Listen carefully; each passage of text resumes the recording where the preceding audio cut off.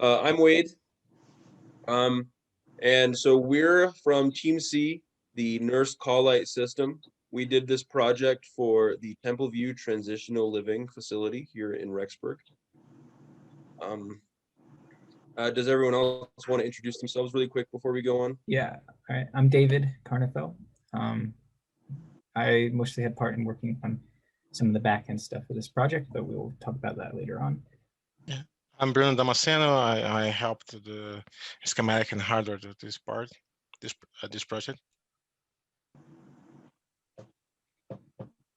I'm Jesse Wood, and my part was the firmware and the PCB design. And I'm Thomas Lake, and I was the team lead. I'm focused also on the front end and integrating the project together. So just as a brief introduction, our team mission statement, what we wanted to do was to give the Temple View facility a reliable and affordable alternative for a nurse call light system with data collection and time varying lights. We can go to the next slide. So the requirements, what Temple View asked from us to do with their light system is that they wanted two main things. They wanted to be able to collect data for each patient's bed, including their wait time, the number of daily nurse calls, among other data. And then the second thing is that they wanted a visual representation for how long each patient had been waiting. And they wanted that with a light that changed color over time. So that the nursing staff would be able to look down the hallway and know bed 1 had been waiting longer than bed 10. And then also that the light would blink red if the bathroom button was pushed. So that would be a much higher priority person to help. Go to the next slide. So to access the data, we had two main ways to access it.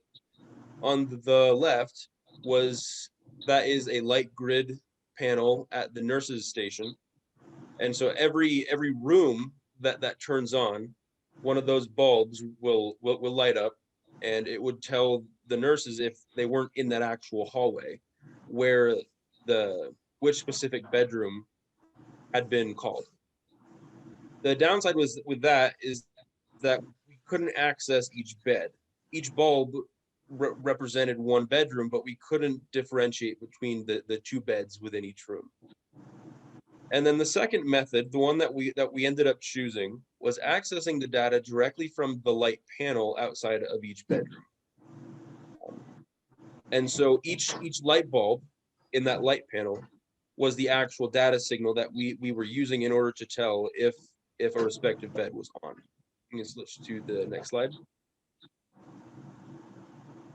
So the design specifications using that data out of the wall, well, the way the lights were set up originally is that if one bedroom turned on, an incandescent light bulb would turn on. Each of those bulbs was powered by a 24-volt signal. And that 24-volt signal varied. We found on average it was about 20 volts. But so each respective bed was a 20-volt signal. And then one of the wires shared the bathroom signal. So if the bathroom was pulled, it would override that other bed on that wire, and it would send an oscillating wave. We found it was about a 12 to 24 volt square wave. And so then the overall system requirements that we were working with is that we could not exceed 360 milliamps. And in that figure underneath, you can see that the blue trace is essentially the signal coming out of the bathroom. You can see that it's roughly a square wave. There's a little bit of capacitance there, but it's roughly a square wave from about 12 to 24 volts, depending on the bathroom signal. We'll go to the next slide. And then finally, the installation. The installation, we chose to implement our board outside of the panel. And so it was meant to be screwed onto the front metal plate, and then the original plastic cover would go over our board. And so it wouldn't look any different than the system that was already there. Now we chose to put our board on the outside of that metal plate rather than on the inside of that compartment in the wall because of any Wi-Fi issues.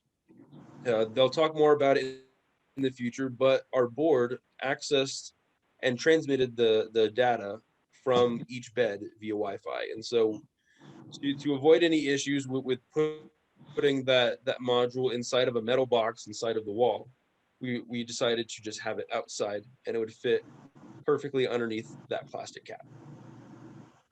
To the next slide.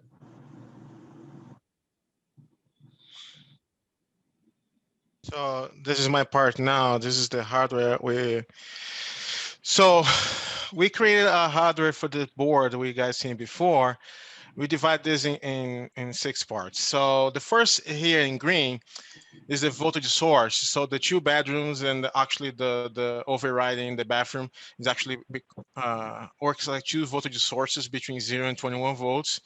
So this is connected to 2 diodes to create just 1 voltage line. And here in purple, we put 2 capacitors, the 12 millifarad each one, is a 24 millifarad total. Because this capacitance is gonna help us to keep the ESP8266 alive since the bathroom is blinking. Because the bathroom is blinking between 0 and 21, or sometimes 12 to 21, or sometimes even less to 21, we decided to put 2 capacitors to keep the voltage alive, to keep the voltage steady to the voltage converter and still keep the ESP working even though the light is blinking. So you see the circle here, the circle in orange is our voltage converter. So we tried to create our own voltage converter to 21 to 5 volts is a synchronous voltage source. So we need a synchronous voltage converter to do that. We created our own, but it didn't work. So in the end, we find a solution, a cheaper solution, and Pololo company, they have this 5-volt converter to support like until 1 amp. So for us, was much than necessary. So use it that. So we converted 21 volts to 5, and after 5 volts steady, we have these 3 parts. So the first one here down, this square box here in red, is the sensor that identify what line is on, and even though also identify if the light is steady on or blinking as a bathroom. So to do that, we use the 2 sensors here, the optical sensors, that when the light is on, so I have this 15 Zener volts Zener here. So when the light is above 15, this turn this on, and the lights have an LED here inside that turn on the line here. And I approach this to store to have like 5 volts across this resistor here, and the ESP can identify 5 volts. When the voltage source here is below 15 volts, the Zener blocks the signal. So this is a 0, and I have no lights here for the LED inside of the box. So to block the line, so the optical turns off and block the line, and the ground is passing to the ESP. So ESP can identify zeros. So when it's turned on, my ESP can identify 1. When this is below 15 volts, my ESP can identify 0. In that case, we can just create like a truth table to identify what is the one light is on, another light is on, or when just have blinking lights in the bathroom. Also here in purple, they have the ESP8266. This is our main brain for the project. So this controls all the lights. This gives the information for my LEDs here in blue, and this receives all the information and process all the information, and also connects online to our system. So they are the main brain for our system. So our system is kind of something simple. It's just like LEDs connect to the ESP, a voltage converter, and a sensor to identify what is on and what is off. Next slide, please. So you see here, this in the middle here, I have the Pololo converter, 5 volts converter. This is super small, and it was perfect for us to use that. So this is the final board. You see the 2 capacitors. They are really big, but necessary to keep the voltage steady. They have the 8 LEDs. They are smart LEDs, RGB LEDs, so it can control the 3 colors, right? The red, blue, and green. right? And so we have control of the lights and the ESP8266, and below the ESP8266 we have the sensors. There's a smart way that Jesse found to develop this design. That's it. Yes, and so for the PCB design, there was a few constraints that I had to work with, and so the module had to fit within the box that you see, or like the call light that you see on in the center, and so I designed the board to be just small or just big enough to fit in there, and for mounting it, I decided to use the existing mounting holes as was previously said, and so that allowed us to mount it with the face plate, and then from there it's split into two parts because of the top light and the bottom light. And so due to space constraints, this is a design that can't change too much because the controller is fairly large and the capacitors are fairly large. But you know, we have a little bit of wiggle room, and so yeah, the 4 LEDs. There's 8 LEDs altogether, and they're all strung in a row. Okay, next slide. And so this is the PCB 3D visualization that was created, so we can kind of get a sense of what it would look like, and I was able to use that to also determine if it would fit inside of the call light because it's tapered as well. Next slide. Okay, and so for the embedded system, there was a few things that I had to do, and of course I'm not going to show all the code because that's kind of boring. But so for the different constraints that I had to work with here. So first the lights, and with the lights, they had to change from blue to green to orange, or to yellow to orange to red, and that gave a sense of, you know, how urgent it was. And so it's coded in there as like a timer. And so currently it's a 14 minute timer to where it starts to where it ends. And then next, we also had to report these things as well. And so it connects to a Google Cloud MQTT server, and every 5 seconds, it will send the total amount of time that the light or lights have been on and which lights they are. And to do this, you also need to connect to Wi-Fi. So there's a built-in Wi-Fi module on the controller, and so I utilized that and programmed it so that it would first try to connect to a primary Wi-Fi, and if it wasn't able to do that, it would connect to a backup Wi-Fi, and if it wasn't able to do that, it would connect to an unsecured Wi-Fi, any unsecured Wi-Fi that I could find. And this is so that you don't have to reprogram it if let's say both Wi-Fis were to change. Someone with an Android phone could make a wireless hotspot, an unsecured wireless hotspot, and it would be able to update its Wi-Fi configuration. And speaking of the configuration, you could change various things from Google Cloud, and that was the transition time per light. So you could, so technically you could set a different priority per patient within a room, and the configuration also included the Wi-Fi SSID and the password, as well as which light was which. So when you're installing it, there's a ground wire and there's 2 signal wires, and so you could switch those 2 signal wires, and through Google Cloud you could update it so that it's on the correct one if it was switched. And one other thing as well is the power turns off completely when the call light is turned off. And so we had to make sure that it wouldn't resort to old configurations when it started. And so it's also programmed to save all this configuration to memory and reload it when it starts up. Next slide. And so here, oh wait. Let's see, hopefully that'll start. Is that a video? It's a video. Okay, yeah, I guess we'll watch it here. So this is a 30-second video of the transition happening. And so it's a time lapse starting from 14 minutes going down to 0. And there's another call light turned on. And so you can see the color difference there. And those artifacts are not visible in real life. That's just, from video recording.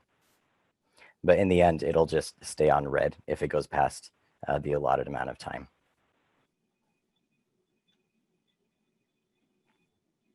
So you can go back to the slides now.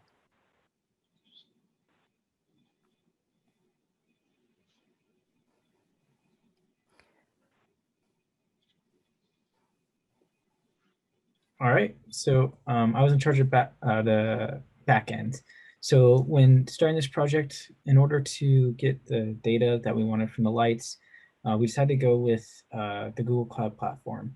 And what this allowed us to do was centralize what we needed using the IoT core to create the MQTT servers and subscriptions that we needed to be able to send that data and write it to a database. So as you can see from that picture, that's the general concept of what we wanted to do. Is we had the sensor, which was the ESP8266, connect it to the cloud IoT core.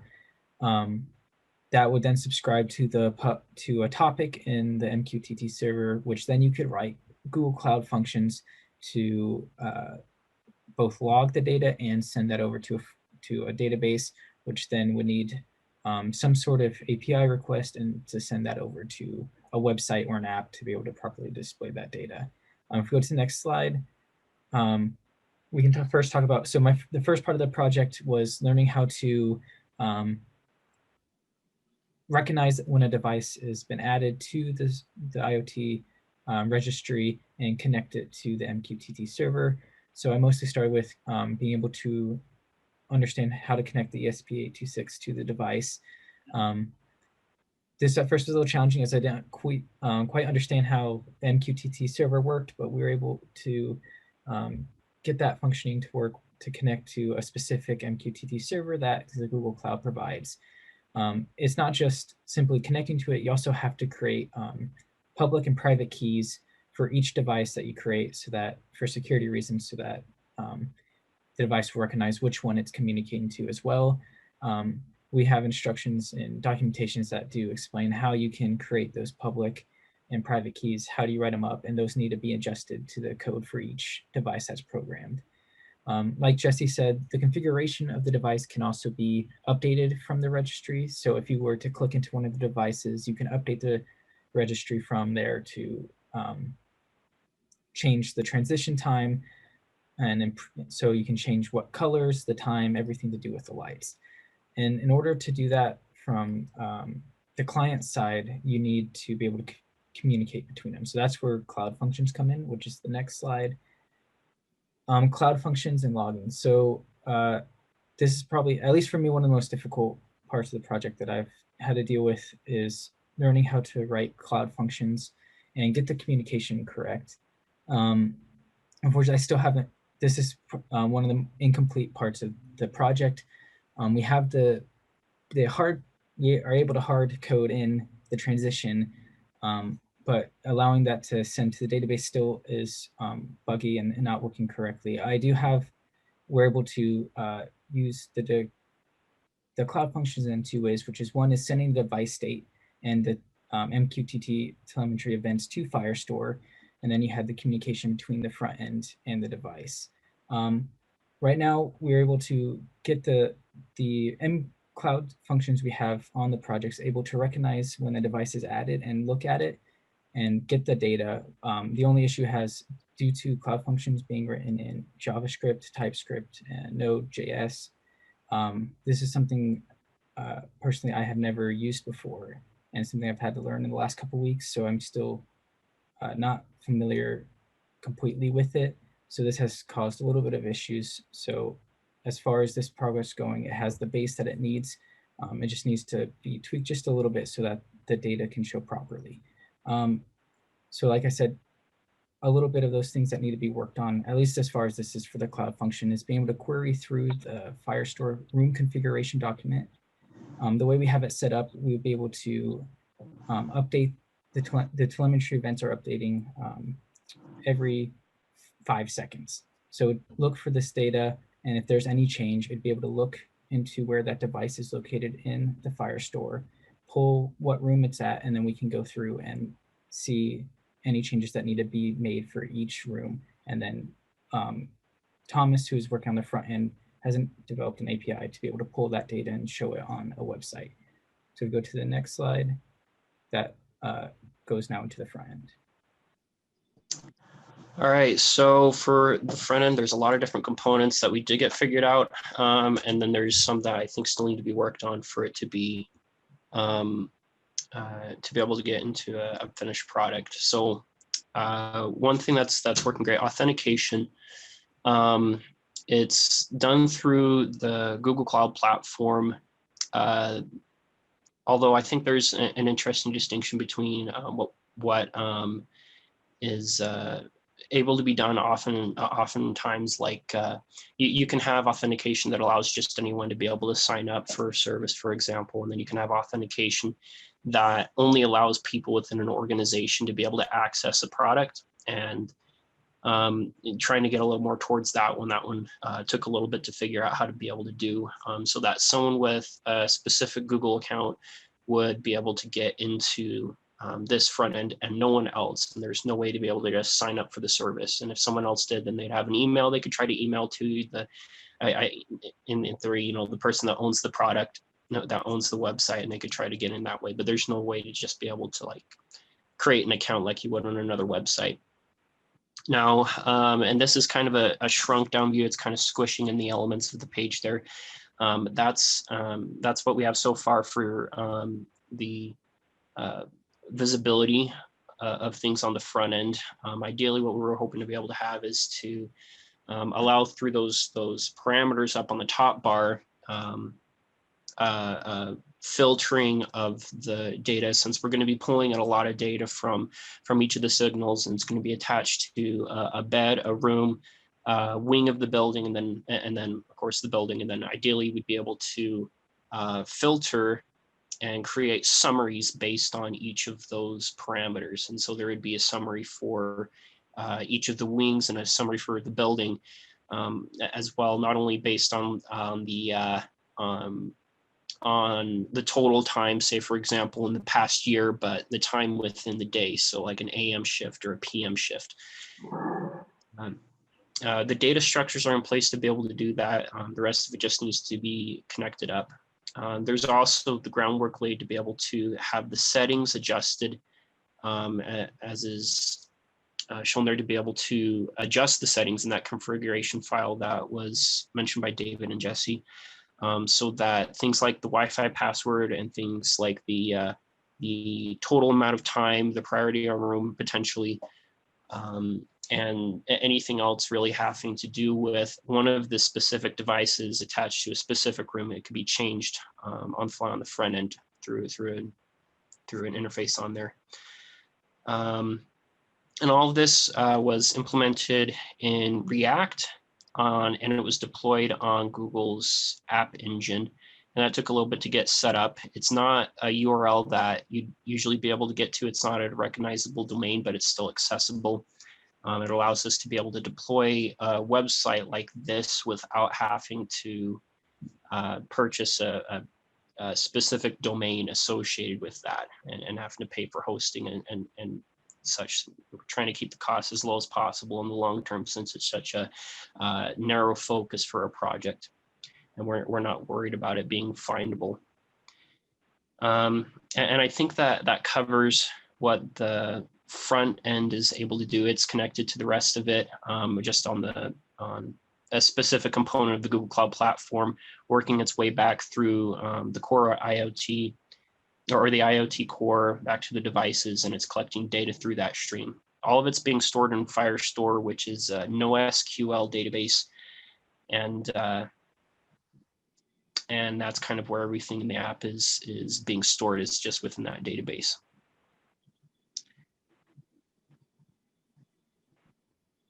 So this next part, we have a video of the implementation of the light. Are you recording? Yep. Bed one. Yeah, and so wait for the second one. So wait about 5 more seconds or 10 more seconds.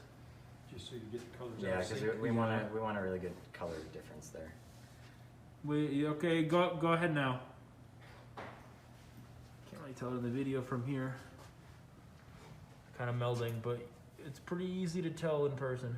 Can I try the bathroom? Sure, yeah. Well, No? yeah, that's fine. Takes 5 seconds. Okay, yeah, why don't you turn off the bathroom now?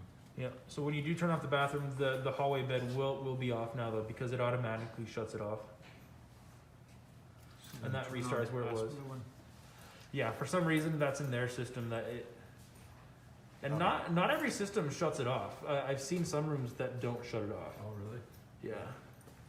Very nice. Beautiful. Oh, that makes me happy. And then it doesn't go to black. And we fade to black. No, we don't want to do that. Very nice. Christmas. Actually, yeah, Christmas is coming up soon. Ugh. And those are just some thoughts and improvements that we believe can be made to the project. Like we said, the project still has a lot that could be done and improved on. We think we're able to do an excellent job, and we're really happy with what we turned out with. This mostly also for Randy, for future when he when he wants to continue on with the project after this semester ends. In some way, we do have a couple recommendations. For example, for the front end and back end, really could use someone with good JavaScript and web design knowledge, as that is a little bit out of our major. So it does something that we are not very familiar with. And if someone does have a lot more knowledge, I'm pretty sure they'll be able to take reins of the front end and back end and really get everything that is needed that you would like implemented there. With all the other bases and stuff for the project we have there, it'd be a lot easier to run with and fix all the bugs we have with that. All right, any questions or comments? I'm kind of curious. I saw the picture of the PCB board, but I assume that the 4 LEDs were in the very bottom. Is there some in the top as well, or how are you making the LEDs be in the top portion? Oh, okay. Yeah, so there's 8 LEDs altogether, and they are strung together technically, but in software, they're separated into 2 parts. And then there's a metal plate. If you go back one slide, I think. Yeah, so within the metal plate, there's within the call light, there's like a metal plate that's separating one or the other. Gotcha. So that metal plate's differentiating the 2 lights then. That's correct. And then just I'm having a hard time seeing kind of what scale this is on, because it looks like it could be pretty big, but at the same time it could be pretty small. How big is it? I guess, like, what's the scale? Oh, like physical size? Yeah. Is it like a phone size or? Yeah. It's a little bit bigger than a credit card. Well, actually, no, Okay. wait, that might be wrong. Like a large phone. Yeah, Maybe. like a large phone. Yeah.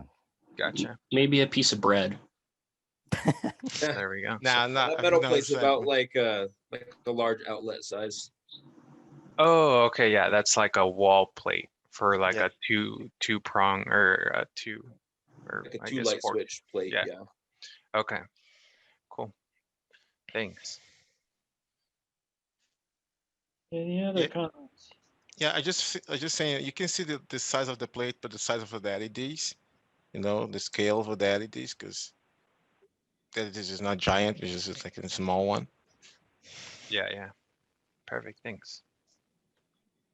This is kind of a random one, but what program did you use to make that circuit board animation? Oh, that was a KeyCAD. So that's the program that I designed both the PCB on and visualized it with. Oh, KiCad. Yeah, I think important to say also, we ordered the board from the GLC PCB. So they soldering for us already most of the parts in the board. You just need to solder some parts to finish the board, but Jess was amazing for creating this and sent to GLC PCB, and they make most of 90% of the board done already for us.